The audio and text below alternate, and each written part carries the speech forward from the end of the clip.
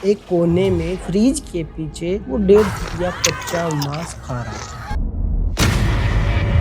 लो मैं आ गया, तो मुझे वश में करना चाहता है। लो मैं आ गया। जब वो पीछे मुड़ के देखता है, कोई नहीं वहां। 1.5 फुटिया एक बच्चे के टाइप में होता है, छोटा बच्चा 1.5 से 2 फुट तक इसकी हाइट होती है, इसलिए इसे 1.5 फुटिया का नाम दिया गया है। ये जितना छोटा है उतना जानलेवा है, उतना शक्तिशाली है, उतना खतरनाक है। जैसे घर में कोई सोना चांदी या गड़ा धन जैसी चीजें होती है, उनको ढूंढने के लिए कलवावीर की साधना करके इसका इस्तेमाल करते हैं, इस सिद्धि को याद करते हैं, इस सिद्धि का बखान करते हैं। गुरु गोरखनाथ जी और नाथ संप्रदाय ने इन साबर मंत्रों की जो है स्थापना की थी। पहली चीज तो एक सच्चा साधक, सच्चा ज्ञानी आदमी ही इन मंत्रों को पूरे तरीके से सिद्ध कर सकता है, और बकायदा कोई गलत हिस्से में, कोई गलत तरीके से इन मंत्रों का अगर इस्तेमाल करने की कोशिश करेगा तो उसका सर्वनाश है। जब भी लोना चमारिन का नाम आता है तो साबर मंत्रों का जिक्र जरूर किया जाता है।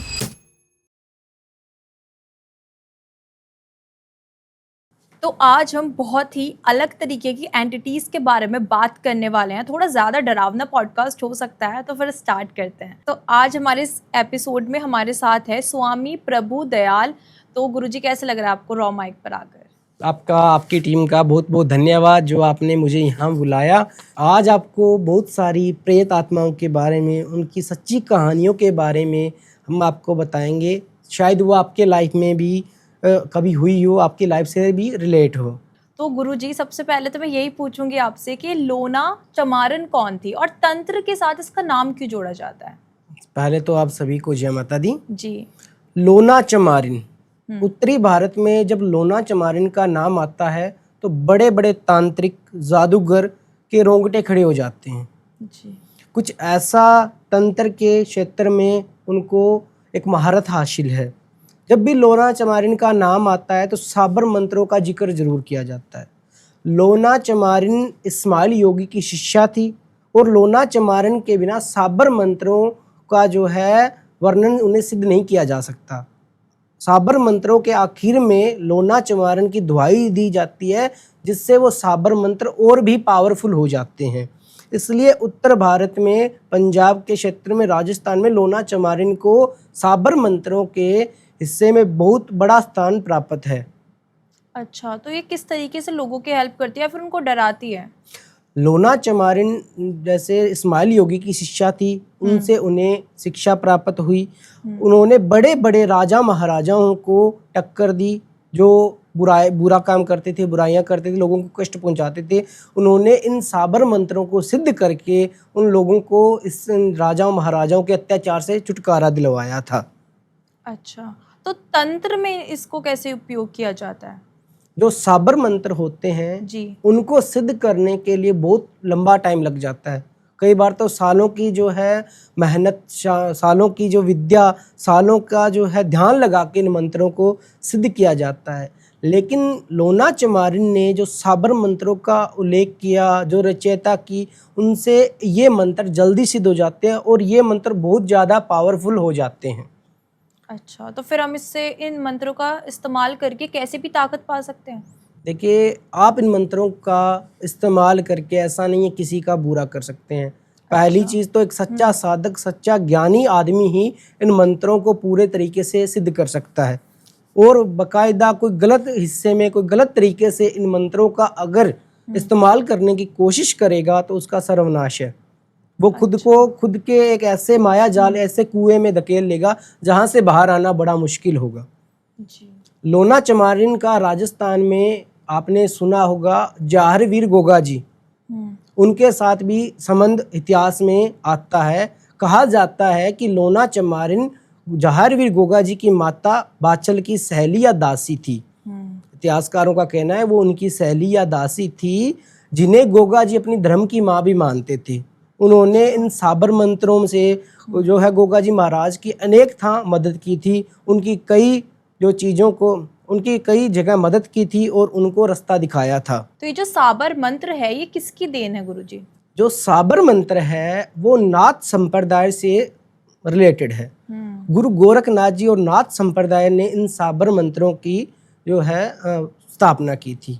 इनको लोगों तक पहुंचाया था, क्योंकि उस टाइम बहुत कम लोगों को संस्कृत भाषा का ज्ञान था। तो उन्होंने इन मंत्रों को साधारण भाषा में लोगों तक पहुंचाया ताकि वो जन कल्याण के लिए, अपनी रक्षा के लिए इन मंत्रों का इस्तेमाल कर सके। इसलिए ये साबर मंत्र और इसलिए ये साबर मंत्र विद्या ये नाथ संप्रदाय और गुरु गोरखनाथ जी की देन है। तो ये जो माता भंवरी थी, इनके बारे में मैंने काफी सुना है, तो माता भंवरी कौन थी? माता भंवरी का जो नाम आता है तो उनका भी तंत्र मंत्र से रिलेटेड नाम है, वो भी तंत्र मंत्र से प्रचलित है। माता भंवरी भी राजस्थान साइड के थे। वो कहा जाता है उनको मधुमक्खी की देवी के नाम से भी उनका नाम प्रचलित है।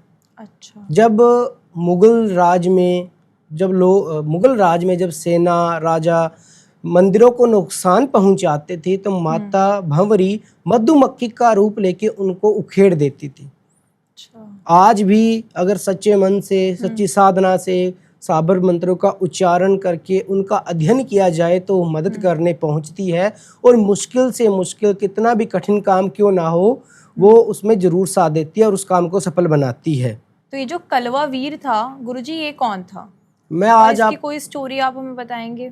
आज मैं आपको एक ऐसी शक्ति के बारे में बताना चाहता हूँ, ऐसी अदृश्य शक्ति के बारे में जिसके बारे में शायद ही सुना होगा, और इसकी एक मैं आपको विख्यात बात भी बताना चाहता हूँ जो हमने खुद हमारे साथ हुई है, खुद हमने इसको फील किया है।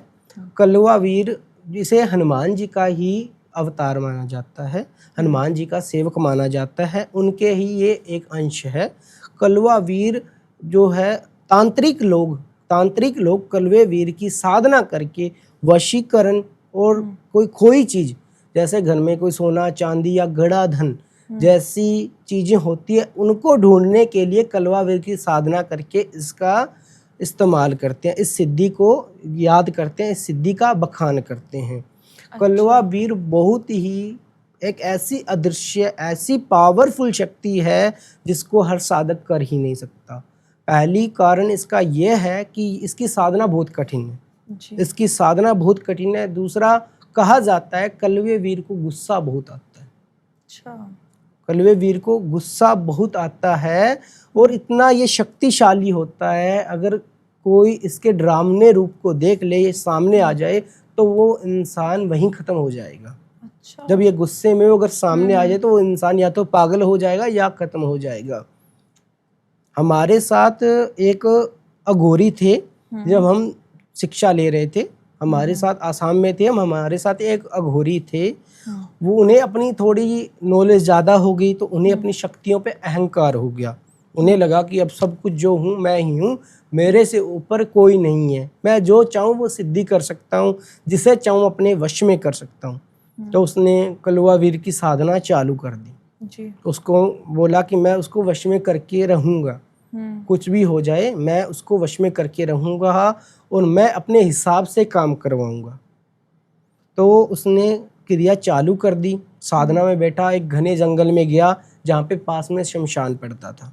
शमशान के पास वो चला गया, उसने जो सामान उसको चाहिए था, सामग्री चाहिए थी, कुछ मंत्र ऐसे थे जो पुरातन किताबों में ही मिलते हैं, ना तो वो आप गूगल पे मिलेंगे ना यूट्यूब में मिलेंगे, सोशल मीडिया से उनका कोई लेन देन नहीं है, संस्कृत मंत्र होते हैं। उसने कहीं से वो मंत्र प्राप्त कर लिए अपने गुरु से, किताबों से, शास्त्रों से, और उन मंत्रों के उच्चारण करने लग गया। घने अंधेरे में अकेला बैठा, दीपक जला रखा है, हवन जला रखा है, सामग्री पड़ी है, और उसने कार्य चालू कर दिया उसको वश में करने के लिए। एक दिन 2 दिन तक ये सिलसिला उसका चला।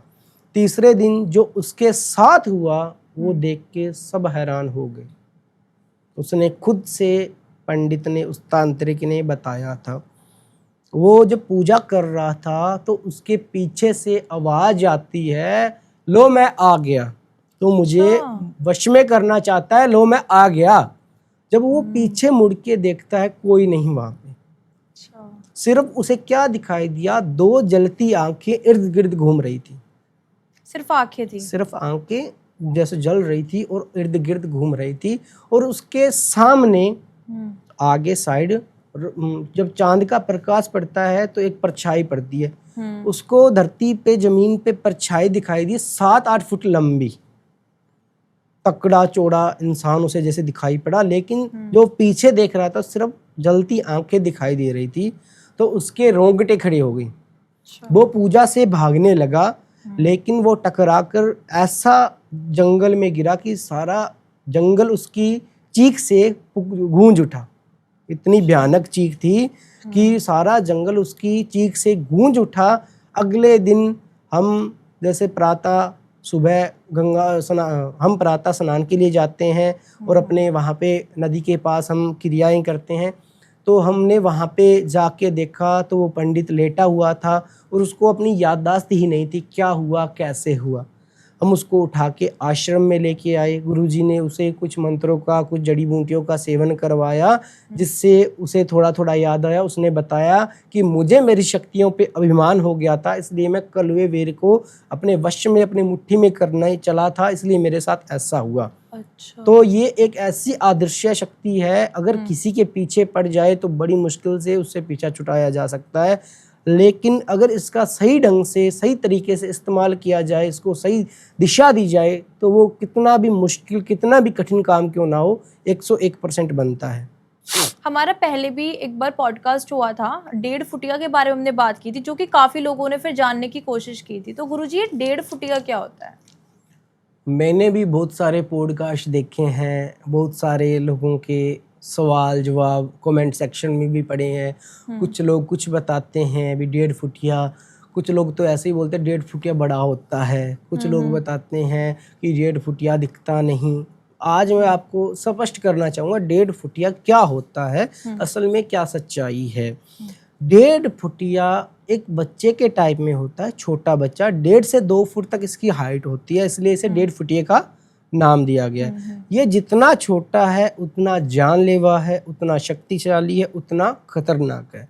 इसका फर्स्ट रीज़न ये है कि 1.5 फुटिया एक बच्चे के साइज का होता है, जिसे पाँव तले कुचला जा सकता है, लेकिन 1.5 फुटिया की जो मुंह पे झुर्रियाँ होती है, जैसे बूढ़े व्यक्ति के झुर्रियाँ पड़ जाती है, चामड़ी गलनी शुरू हो जाती है, वैसे उसकी झुर्रियाँ पड़ी होती है, चामड़ी गली होती है, आंखों में एक लाल चमक जैसे कोई गुस्से में हो, इस प्रकार का होता है 1.5 फुटिया। अच्छा। उसको जो है खाने में मांस, कच्चा मांस, मिठाई, क्योंकि वो बच्चे के टाइप का है इसलिए उसे वो एक शैतानी रूह है, उसे कच्चा मांस, मिठाई, जैसे मीठी चीज़ों की तरफ वो बहुत ज़्यादा आकर्षित होता है। मिठाइयाँ, इन चीज़ों की तरफ वो बहुत ज़्यादा आकर्षित होता है। 1.5 फुटिया का जब जिक्र आता है तो मेरे जहन में मेरे कोई यजमान का जिक्र आ जाता है, उसकी बात याद आ जाती है कि उनके घर में भी 1.5 फुटिया का साया पड़ गया। अच्छा। और वो साया कैसे पड़ा, कैसे वो उसके घर में प्रवेश किया, मैं आपको आज इस बात का पर्दाफाश करना चाहता हूँ। काफ़ी टाइम से मेरे मन में था कि मैं लोगों को बताऊँ भी 1.5 फुटिया की क्या कहानी है, तो आज मैं आपको ये सारी बातें बताना चाहता हूँ। ये अपना नोएडा साइड का केस था। अच्छा। नोएडा साइड का केस है। कोई मेरे यजमान थे जो मेरे से पिछले काफ़ी टाइम से जुड़े हुए थे। रात में लगभग 1-1:30 बजे के करीब क्या होता है कि उनके घर में रसोई में से बर्तन गिरने की आवाज़ आती है। बर्तन गिरने की आवाज़ आती है। उनका जो घर का मेन सदस्य था उसका नाम मुकेश था, वो मेरे से जुड़ा हुआ था। मैंने उसके बिजनेस, नौकरी से रिलेटेड 2-3 काम किए थे। तो वो मुकेश बर्तन का शोर होता है तो वो खड़ा होके देखने जाता है भी क्या हुआ, कोई बिल्ली, कोई जानवर तो नहीं है। वो जब रसोई में देखने गया उसे कुछ नहीं दिखाई दिया। अच्छा। उसे कुछ नहीं दिखाई दिया, लेकिन ऐसे आवाज़ आ रही है जैसे कोई चीज़ कोई चबा रहा हो। अच्छा। कोई चीज़ खा रहा हो, जैसे जोर जोर से ऐसे आवाज़ आ रही है। तो उसने इधर उधर देखा, उसे कुछ नज़र नहीं आया, तो उसने एक कोने में देखा, क्योंकि 1.5 फुटिया वो तो बच्चा है, तो ऊपर देख रहा था, उसे कुछ दिखा नहीं। तो एक कोने में फ्रिज के पीछे वो 1.5 फुटिया कच्चा मांस खा रहा था। वो कच्चा मांस घर में कैसे आया, कौन लाया? और आसपास चीनी बिखरी हुई थी और वो कच्चा मांस खा रहा था। तो वो मुकेश देख के एकदम से ज़ोर से चिल्लाया। तो 1.5 फुटिये ने क्या किया, उसको धक्का लगा दिया। पास आके उसको एकदम धक्का लगा दिया, जिससे वो धरती पे गिरा और उसके सिर में चोट आ गई, खून आ गया। घर वाले जब भाग के आए, क्या हुआ, कौन चीखा है, तो एकदम से देखा तो वो जोर जोर से चिल्लाने लगे कि धरती पे खून बिखरा हुआ है, उसके सिर में चोट आई है। तो उन्होंने उसका रात में उसको अस्पताल लेके गए, उसका इलाज वगैरह करवाया, जो ज़्यादा चोट गंभीर नहीं थी। मुकेश ने मेरे को फ़ोन किया अगले दिन थोड़ा ठीक होने के बाद, भी गुरुजी ऐसा मुझे दिखा है, पता नहीं क्या चीज़ है। मैंने बोला अभी तो मैं बाहर आया हूँ, मैं कलकत्ता साइड गया था, फिर मैं आके आपसे अच्छे से घर पे आके इसका सल्यूशन करेंगे, अभी 1-2 दिन वेट कीजिए।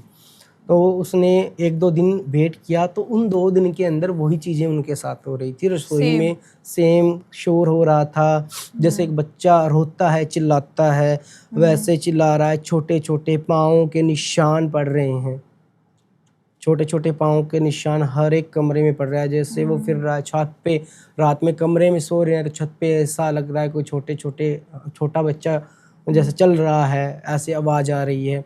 1-2 दिन ऐसा हुआ, और क्या हुआ 2 दिन के अंदर उनके घर में जगह जगह मांस के टुकड़े हर कमरे में मिलने लगे।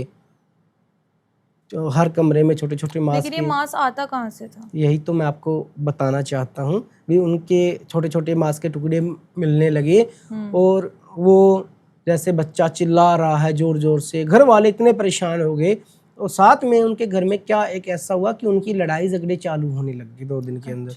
भी तूने ऐसा क्या किया है, तू क्या लेकर आया, ये क्या बला आ गई है, ऐसे बात बात पे, छोटी छोटी बात पे लड़ाई झगड़े होने। सारे घर में जैसे नफरत का माहौल हो गया। सारा घर, जो परिवार हंसी खुशी से रह रहा था, वो एकदम से चेंज हो गया। तो 2 दिन के बाद मुकेश ने फिर मेरे को फ़ोन किया, मैं आ गया था आश्रम में। मैंने बोला मैं शाम को आता हूँ, तो मैं सीधा नोएडा के लिए निकला। नोएडा में उनके घर में जैसे ही मैंने पाँव रखा, वैसे ही मुझे एक ऐसा वातावरण, ऐसी हवा महसूस हुई कि बहुत पावरफुल कोई चीज़ है, बहुत पावरफुल कोई चीज़ है। वही मैं उनके रात में मैंने मंत्रों के उच्चारण किए, सब कुछ ठीक था, सब कुछ बहुत अच्छा हो गया। ऐसा नहीं है कि कोई बात बिगड़ी। लेकिन जब रात में 12 से जो 4 बजे का टाइम होता है, इसमें जो बुरी शक्तियाँ, जब इंसान सोता है तो बुरी शक्तियाँ जागती है, ऐसा मानना है। और ऐसा बिल्कुल सत्य है कि कुछ अदृश्य शक्तियाँ जब इंसान सो रहा होता है तो उसके आसपास घूमती है। तो लगभग 12:30 1-1:30 बजे की बात है सर, 1 से 1:30 बजे के बीच में क्या हुआ कि वही आवाज़ फिर से रसोई में से वही आवाज़ आई। इस बार जब मुकेश खड़ा होके जाने लगा, मैंने बोला रुको मैं जाऊँगा। मैंने देखा तो वही बच्चा कुछ खा रहा था। उसने मेरी तरफ देखा तो मैं झट से समझ गया भी ये 1.5 फुटिया का सारा किया धराया, ये 1.5 फुटिया है। तो मैंने उसको बताया भी 1.5 फुटिया है, किसी ने कुछ छोड़ा हुआ है, या आपके घर पे किसी ने कुछ ब्लैक मैजिक जैसा कुछ करवाया हुआ है, क्योंकि 1.5 फुटिया ऐसे किसी के पीछे नहीं पड़ता। कुछ तो ऐसा हुआ है जिससे आपके घर के ऊपर कुछ करवाया हुआ है। तो उन्होंने बोला गुरुजी कैसे? तो मैंने ध्यान लगाया, कुछ क्रियाएं अदृश्य शक्तियों से मैंने ध्यान लगाया। उनके घर के अंदर कोई पोटली में छत के ऊपर छोटा सा मांस का टुकड़ा बांध के फेंका गया था। अच्छा। किसी तांत्रिक ने, और करवाने वाला उसका समझ लीजिए कजन ब्रदर, उसका कजन ब्रदर जो उससे जेलसी करता था भी ये तरक्की क्यों कर रहा है, इसका व्यापार अच्छा क्यों जा रहा है। एक ऐसी जेलसी से उसने तांत्रिक से ऐसी क्रिया करवाई भी किसी को पता ना चले और ये परेशान हो जाए। तो उसने मांस का टुकड़ा पोटली में डाल के फेंका। सबसे पहले तो मैंने वो मांस का टुकड़ा अपने पास रखा ताकि यहाँ से इस चीज़ को बाहर लेके जाएं, इस 1.5 फुटिया को बाहर लेके जाएं। घर में हम इसका कुछ नहीं बिगाड़ पाएंगे, इससे बहला फुसला के कुछ लालच देकर हम बाहर लेके जाएं। तो मेरे साथ 3 मेरे शिष्य को मैंने बुलाया, वो आए।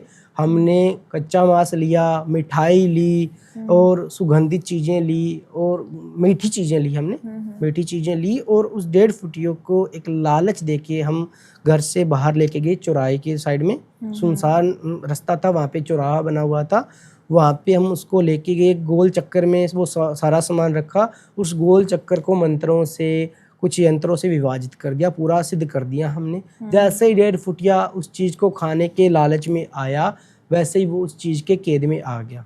वैसे ही हमने उसको अपने जाल में, अपने शक्तियों में उसको फंसा लिया और उस 1.5 फुटिये को वहाँ से भगाया। और उस घर में आज कोई ऐसा बुरा साया, ऐसी कोई बुरी पावर नहीं है। और उस 1.5 फुटिये को बड़ी मुश्किल से हमने निकाला था। आपको मैं बता रहा हूँ, लेकिन जो बताने में, जो करने में अंतर होता है, वो बड़ा अंतर होता है। बड़ी मुश्किल से मैंने इस 1.5 फुटिये से उनका पीछा छुड़वाया था। अगर वो 1.5 फुटिया काफ़ी दिन रह जाता वहाँ पे, तो ऐसी उनके घर में प्रॉब्लम कर देता, जैसे किसी का डेथ भी संभव हो सकता था उस क्रिया से, क्योंकि ऐसी वो स्ट्रॉन्ग पावरफुल ब्लैक मैजिक की एक क्रिया है।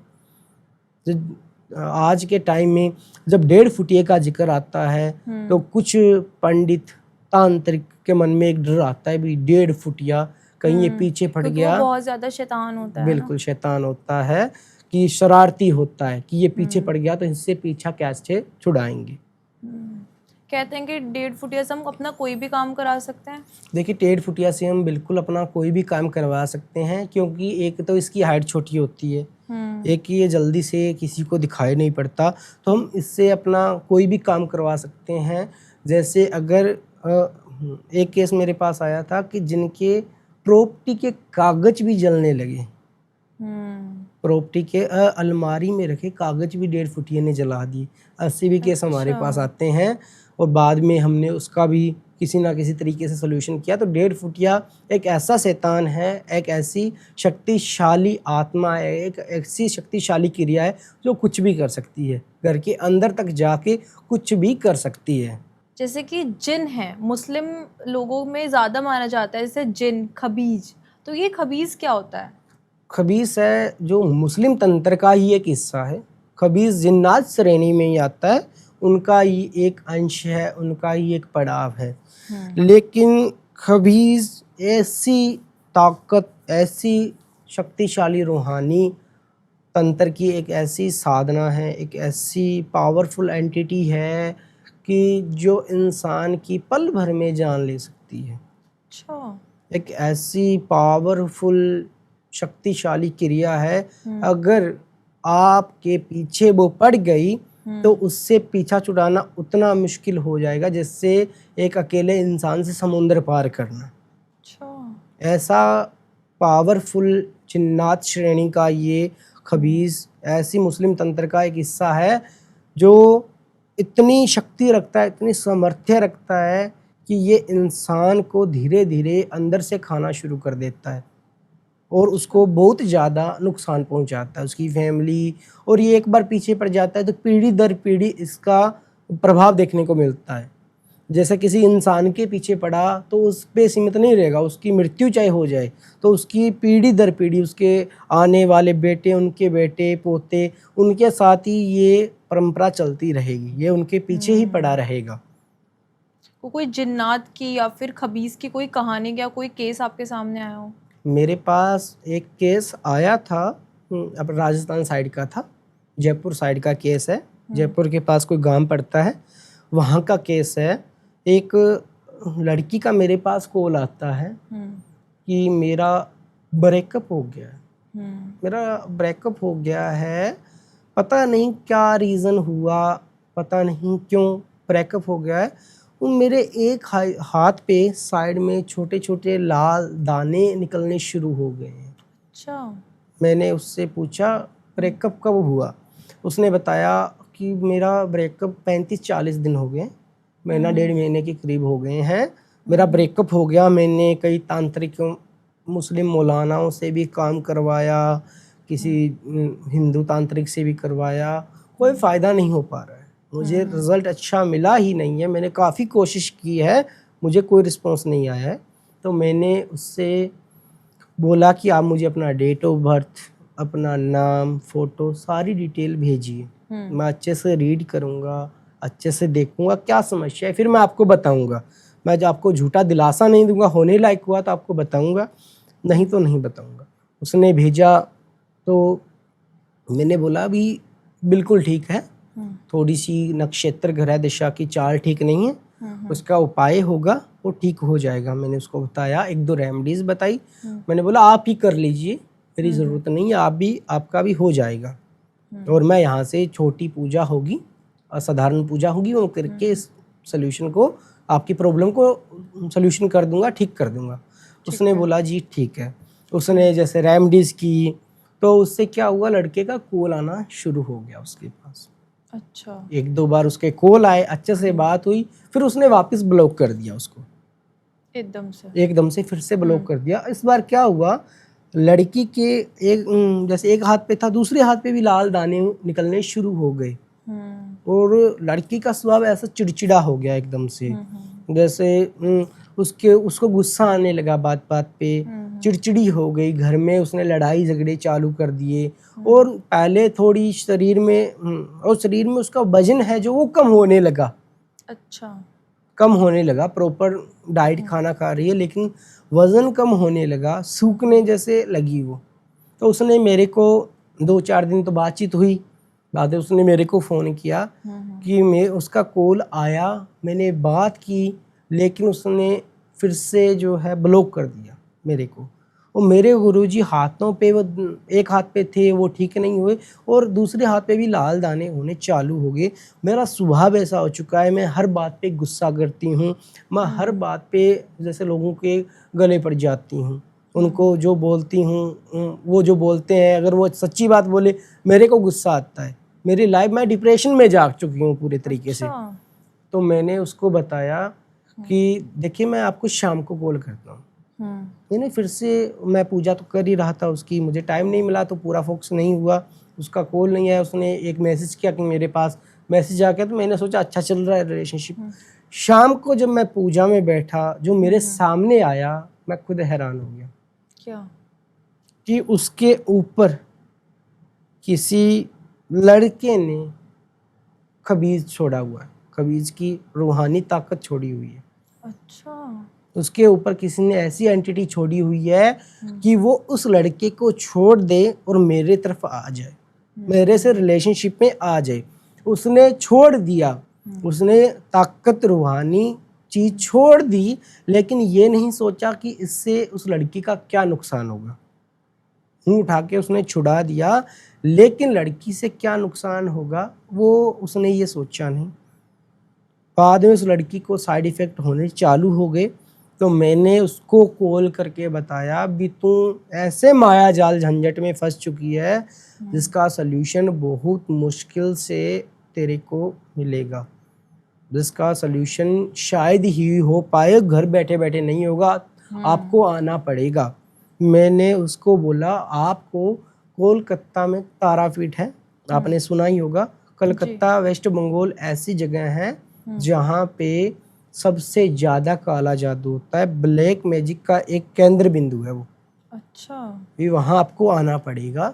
वो लड़की हमारे पास पहुँची, जब वो हमारे पास आई तो हमने जो उसकी हालत देखी, मुंह काला पड़ गया, हाथ पे फोड़े फुंसियाँ, चेहरा जैसे बूढ़ी औरत का होता है ऐसी कंडीशन हो गई उसकी, कमज़ोर पड़ चुकी है। तो मैंने उसको बोला कि बहन जो हो गया, लेकिन इसका सल्यूशन हमें करना पड़ेगा। किसी ने तेरे ऊपर रूहानी ताकत छोड़ दी है जिसे खबीज बोला जाता है, इसका हमें जल्द से जल्द हल करना पड़ेगा, नहीं तो तेरी जान तक जा सकती है, जान तक खतरे में है। तो मैंने कम से कम मेरे पास 51 पंडित 51 अघोरी पंडित बैठे, हमने लाइन में हवन लगाए, एक साइड हवन चल रहे हैं, एक साइड मंत्रों के उच्चारण कर रहे हैं। उस लड़की को पहले गंगा जल में डुबकी लगवाई, फिर कोई स्पेशल तरीके से हमने पर शब्दों के माध्यम से, मंत्रों के माध्यम से एक ऐसा जल तैयार किया जिसमें गुलाब जल, जिसमें जटाशंखली, जिसमें ब्रह्मदंडी, कुछ ऐसी सामग्रियाँ आती है जो हिमाचल की गोद में, हिमाचल की पहाड़ियों में मिलती है। उन सामग्रियों को मिला के ऐसा जल तैयार किया जिससे इसका प्रभाव कटे, और हमने उसको उस जल में अच्छे तरीके से स्नान करवाया जिससे उसका प्रभाव खत्म होने लगा। धीरे धीरे उसका प्रभाव खत्म होने लगा, लेकिन 100 में से 60% उसके ऊपर प्रभाव खत्म हुआ। इतना कुछ करने के बाद भी 40% उसका प्रभाव खत्म नहीं हुआ। 40% प्रभाव उसका खत्म नहीं हुआ। उसके बाद में हमने उसको कुछ यंत्र दिए, कुछ मंत्र दिए। कम से कम ये प्रोसेस 9 दिन तक चला। 9 दिन तक ये प्रोसेस चला। उसके बाद में उस लड़की का चेहरा फिर से जैसे निखार आने लगा, फिर से उसकी पहले जैसे होने लगा। और जो लड़का उसको इग्नोर कर रहा था उससे बातचीत होने लगी। वो लड़का जब उसे पता चला इतनी बड़ी समस्या में है, जब बात हुई उसकी, तो सीधा कोलकाता पहुंच गया, हमारे स्थान पे पहुंचा। हमने समझाया भी इसके ऊपर, बहुत कुछ पावरफुल एंटिटी छोड़ी गई थी, लेकिन अब ये खतरे से बाहर है। लेकिन अब भी इसको हम कुछ मंत्र देंगे जिनका इसको उच्चारण करना पड़ेगा 2-2 घंटे सुबह, 2-2 घंटे शाम, तब जाके इस चीज़ से पूरे तरीके से छुटकारा मिलेगा। नहीं तो ये चीज़ एक बार प्रभाव पीछे हटाती है, लेकिन फिर से आपके ऊपर प्रभाव डाल सकती है। आज वो ही लड़की अपने पार्टनर के साथ अच्छे तरीके से रह रही है, और शायद उसकी मैरिज भी उसके साथ फिक्स हो गई है। उसका कॉल आया था कि शायद अप्रैल मई महीने में हमारी घर वालों की मर्जी से शादी होगी।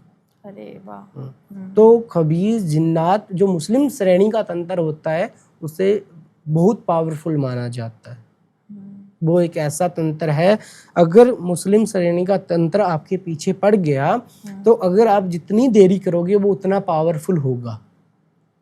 उसको सही साधक, सही तंत्र से, सही साधना में, सही क्रिया में बैठ के ही काटा जा सकता है। इसलिए आज भी कई तांत्रिक, कई जादूगर जब काम करते हैं, जब उनको पता चला इस लड़के पे मुस्लिम तंत्र हुआ है, तो वो पीछे अपने कदम पीछे बढ़ा लेते हैं।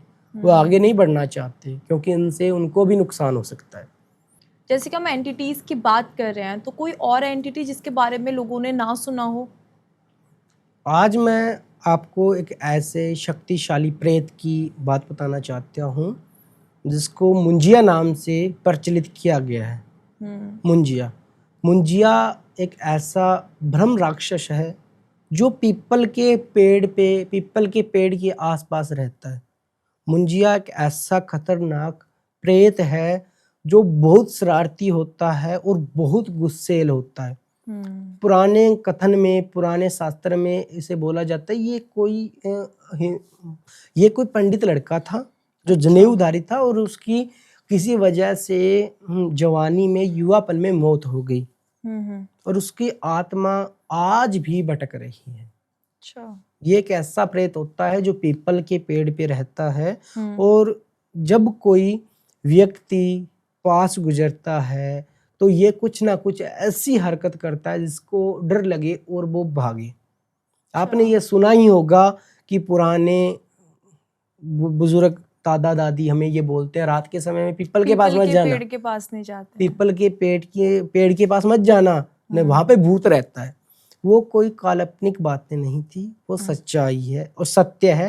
पीपल के पेड़ पे, बरगद के पेड़ पे वास्तव में इन चीजों का साया रहता है। एक मैं आपको स्टोरी बताता हूँ मुंजिया से रिलेटेड कि मुझे कैसे पता चला। एक लड़का था जो समीर नाम था उसका, एक लड़का था समीर, वो थोड़ा शरारती था। उसने क्या किया, ड्रिंक कर रखी थी, नशे में था वो। रात में लगभग शायद 2-2:15 का टाइम था। उसने क्या किया कि पीपल के पेड़ के पास जाके पेशाब कर दिया। उसने पीपल के पेड़ के पास पेशाब कर दिया तो ऊपर से जैसे उसके ऊपर किसी ने थूका, उसके ऊपर समीर के ऊपर किसी ने थूका। रात में कोई नहीं था, उसने ऊपर देखा भी कि जानवर की बीट भी नहीं हो सकती, रात में कोई जानवर नहीं होगा, कौन है। उसने गाली निकाल दी। अच्छा, उसने गाली निकाली। हाँ, नहीं, समीर ने गाली निकाली। अच्छा, समीर ने गाली निकाल दी कि कौन है तू, नीचे आ, मैं बताता हूँ तेरे को। तो ऊपर से जो पीपल की टहनियाँ होती है, छोटे छोटी लकड़ियाँ, तो वो उसके जैसे स्पीड में उसके सिर में लगने लगी। वो भाग के जैसे सड़क पे आ गया और सड़क पे एकदम से गिर गया। जो उसने उस रात देखा, उसने मुझे कॉल पे बताया था समीर ने कि मैंने उस रात गुरुजी कुछ ऐसा देखा कि आज भी अगर मैं पीपल के पास से गुजरता हूँ तो मेरी रूह कांप जाती है अच्छा। कि कोई प्रेत ऐसा जो पीपल के पत्तों से उसका मुंह सना हुआ, टहनियों से उसकी आकृति बनी हुई, और मुंह में से जैसे पीपल की गंध आ रही है वृक्ष की, ऐसा एक बड़ा प्रेत मेरे सामने आया और मेरे तरफ जैसे चलने लगा। वो मेरी तरफ चलने लगा तो मैंने जैसे तैसे वहाँ से, मेरी बाइक पे था, मैं बाइक मैंने उठाई और मैं घर पे पहुँचा। लेकिन मैं घर पे पहुँचा तो मैं चैन से सो नहीं पाया। मैं सो नहीं पाया। मैं जब भी आंख बंद करता तो मुझे पीपल ही दिखाई पड़ता। अच्छा। जब भी मैं आंख बंद करता मुझे पीपल दिखाई पड़ता, और जैसे मेरे साथ वही हादसा हो रहा है। मैं सो रहा हूँ तो छत पे जैसे कोई चल रहा है, किसी के पाँव की आहट है। मैं खिड़की की तरफ देख रहा हूँ तो जैसे समझो पीपल के पत्ते अंदर आ रहे हैं रूम के। कोई ऐसा साया मुझे मेरे पीछे पड़ा। तो उसने इसी परेशानी से परेशान होके, इसी समस्या से परेशान होके मेरे पास संपर्क बनाया था। तो मैंने उसको बताया कि आपने बहुत बड़ी गलती कर दी। जो मुंजिया होता है इसकी प्यास कभी नहीं बुझती। अच्छा। ये एक ऐसी खतरनाक प्रेत आत्मा है जिसकी प्यास कभी नहीं बुझती। आपने गलत किया। कोई टाइम होता है, आपने एक तो सबसे बड़ी गलती की, आपने वहाँ पे पेशाब करके। क्योंकि पीपल को वैसे तो धार्मिक रूप में भी बहुत मानते हैं। कुछ लोग शनिवार को, मंगलवार को दीपक भी जला के आते हैं। आपने वो गलत किया। दूसरी सबसे बड़ी बात कि हर एंटिटी, हर बुरी आत्मा का टाइम होता है। आपने गलत टाइम पे वहाँ पे जाके, जब वो चीज़ें सक्रिय होती हैं, जो पावर में होते हैं, अपने रंग में होती है, उस टाइम आपने ये गलती करी है। तो आपको करना पड़ेगा, इसका पश्चाताप करना पड़ेगा। आपको रात को उसी टाइम वहाँ पे जाके जो है दीपक जलाना होगा। वहाँ पे दीपक जलाना होगा। आपने अपना खुद का खून उस दीपक में 2-4 बूंदें डालनी होगी। और आपने जो क्या करना होगा, आपने एक कटोरी में थोड़े चावल, थोड़े तिल, थोड़े उड़द वहाँ पे रख के चुपचाप, पीछे नहीं मुड़ना है। आपको कोई आवाज़ लगाए तो आपने पीछे नहीं मुड़ना है। ये करके आओगे तभी आप इस समस्या से छुटकारा पा सकोगे। अच्छा। वो इतना डरा हुआ था, जब किसी इंसान को पता चलता है भी ये करना है, मेरे साथ वहाँ पे ऑलरेडी गलत हो चुका है, तो वो जाने को तैयार नहीं होगा, घबरा जाता है। मैंने उसको बोला अपने भाई को लेके जाओ, किसी को लेके जाओ, आपको करना ही पड़ेगा। इस झंझट से बाहर निकलना है, नहीं तो जिंदगी भर सो नहीं पाओगे, पीछा नहीं छोड़ेगा आपका। तो वो वहाँ पे गया। मैंने जैसे जैसे उसको बताया, उसने वो क्रिया वहाँ पे की, और वहाँ से जैसे वापस आने लगा तो पीछे से उसको कोई आवाज़ दे रहा है। कोई जैसे व्यक्ति आवाज़ दे रहा है, समीर कहाँ फिर रहा है इतनी रात को? अच्छा। मैं साथ चलूं क्या? और वो आवाज़ समीर के पापा जैसी, अच्छा, उसके डैड जैसी बिल्कुल आवाज़। वो समीर कहाँ फिर रहा है, मुझे भी साथ ले जा, मैं भी चलता हूँ। तो एक बार तो उसके मन में आया ये तो पापा की आवाज़ है, लेकिन अगले ही पल उसने बताया कि मुझे आपका कथन याद आ गया कि पीछे मुड़ के नहीं देखना है, कुछ भी हो जाए। वो घर पे आया, बहुत डर चुका था, उसको बुखार भी हो गया था। लेकिन जैसे उसने आंख बंद की और सोने की कोशिश की तो उसे कुछ बुरा साया, कुछ बुरी शक्ति नहीं दिखी और वो झंझट से बच गया। तो कई बार क्या होता है, हम अपनी गलती की वजह से ही ऐसी परेशानी में पड़ जाते हैं जिनका कोई इलाज नहीं होता, जिनका कोई सल्यूशन नहीं होता है तो वो हम खुद कर सकते हैं। लेकिन जानते हुए भी हमने ऐसी गलती नहीं करनी चाहिए जिससे हम समस्या में फंसे। तो आज हमने बहुत सारी डरावनी कहानियाँ भी सुनी और बहुत सारी ऐसी एंटिटीज़ के बारे में भी जाना जिनके बारे में सच में मैंने भी नहीं सुना था कई बार। और मुंजिया की तो स्टोरी बहुत ही ज़्यादा डरावनी थी। तो आप सब भी पॉडकास्ट को देखना। अगर आपको कोई भी ऐसी प्रॉब्लम है तो आप गुरुजी से कांटेक्ट कर सकते हो। तो तब तक के लिए बाय, फिर मिलते हैं नेक्स्ट एपिसोड में। गुरुजी, आप कुछ ऑडियंस से कहना चाहोगे? मैं आपकी ऑडियंस से यही कहना चाहूँगा कि काम होते हैं, कितना भी तगड़ा ब्लैक मैजिक हुआ हो, सब कुछ होता है। फालतू के अंधविश्वास में मत फंसिए। आपका लव प्रॉब्लम है, कैसी भी समस्या है, उस पर विचार कीजिए।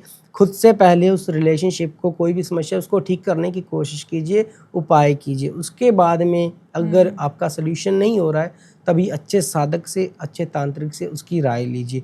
बेकार की अगर आप फालतू के अंधविश्वास में फंसोगे, कुछ ट्राई करोगे, तो आप ऐसे दलदल में फंसते जाओगे जिसका कोई सोल्यूशन नहीं होगा। बाकी जय माता दी। जय माता दी। आज की आइटम हो गई प्लस हो टाइमिंग? जाएगा। नहीं, मैं टाइमिंग कितनी होगी? मेरे ना इंट्रो में ना नाम रह गया था, तो मुझे एक बार इंट्रो करना पड़े। तो बड़ा सुंदर लग रहा है, मैंने आज नोटिस किया। मैंने सुनी है इसकी कहानी रियल हिट पे, मैंने बहुत देखा है रियल हिट। 1.5 फुटिया के बारे में पूछ लीजिए। आप मुझे भेज दीजिए चाहे तो। वैसे मैंने स्क्रीनशॉट ले रखे हैं ना। अब आपने एक क्वेश्चन, नेक्स्ट क्वेश्चन, माता